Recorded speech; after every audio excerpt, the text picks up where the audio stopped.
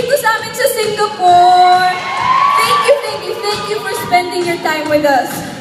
At oo nga pala, may message sa akin kanina si Nicolo, pero sayang di ko narinig. Pero thank you, Nicolo! And kanina sa backstage, natanong ako ni Abby kung okay na ba ako kay Daddy at saka kay Ate Maya.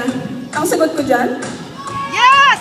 Ano? Yes! Of course! Okay na ako! And di ba nga, we had a super fab slumber party. Oh my G! O yan, ituloy-tuloy na natin ang kasiyahan and fun na yan. Ngayon, with my kuya, my sweet, handsome, pero super makulit kuya,